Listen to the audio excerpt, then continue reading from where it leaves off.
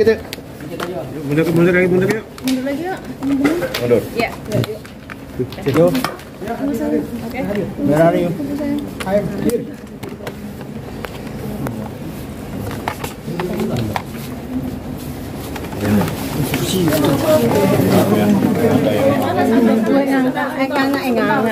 Sabar teman-teman, sayangku, cintaku negeri. Yuk, udah yuk. Oke bang, gimana nih bang? Bang, Niki tidur. Nikinya tidur di dalam sama anaknya Arkana. Jadi saya memang datang karena saya ada dari luar pulau ya, jadi ada keperluan di wilayah lain. Saya datang sekitar malam dan sudah saya temenin Nikita. Saya tanya juga masalahnya apa. Ya kalau memang itu kamera bang.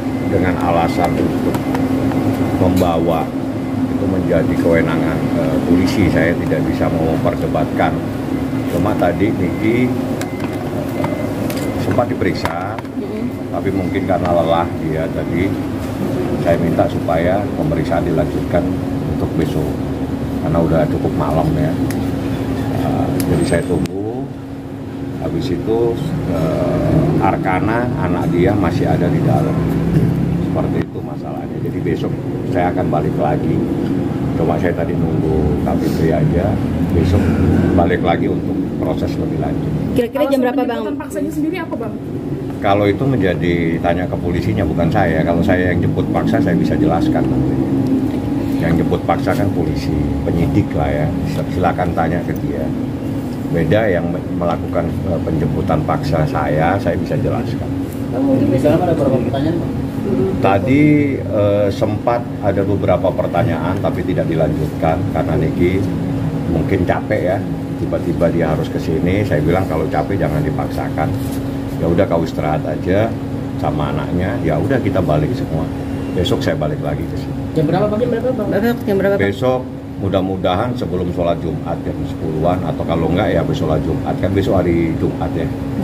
Tapi yang jelas Niki dalam keadaan sehat, ya mungkin capek ya karena tiba-tiba harus datang ke sini.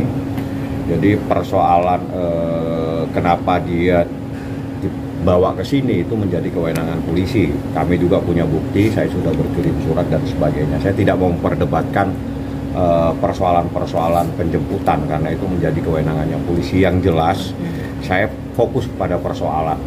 Jadi persoalannya itu adalah Niki memposting sesuatu terkait dengan berita-berita yang ada di media sosial. Itu diambil beritanya, diposting di Instagram Story, ada yang merasa tersinggung dan keberatan. Seperti itu persoalannya. Nah itulah yang jadi saat ini. Makanya saya mohon teman-teman media untuk selalu memonitor masalah ini, ada apa di balik persoalan ini. Sampai ada penjemputan, sampai ada datang dan sebagainya. Silakan Anda ada monitor, ini kasus pencemaran nama baik. Ingat ya, ini laporannya kasus pencemaran nama baik, tapi Anda bisa melihat prosesnya seperti apa. Oke Bang, tapi dari keterangan Kabid Humas sendiri, Niki itu kenapa dijemput karena adanya mangkir. Ada satu panggilan yang mangkir bang. Setelah pengambilan barang bukti itu bang? Sebetulnya kalau dikatakan mangkir itu mungkin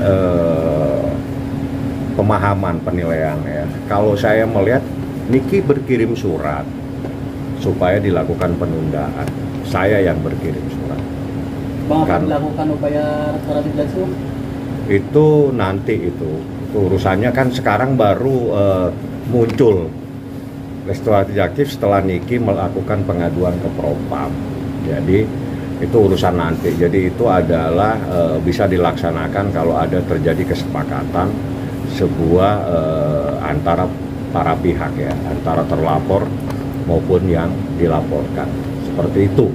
Nah, saya kembali ke persoalan bahwa ini ada postingan-postingan Niki di Instagram Story-nya yang dipersoalkan, dianggap itu sebagai bentuk pencemaran nama baik.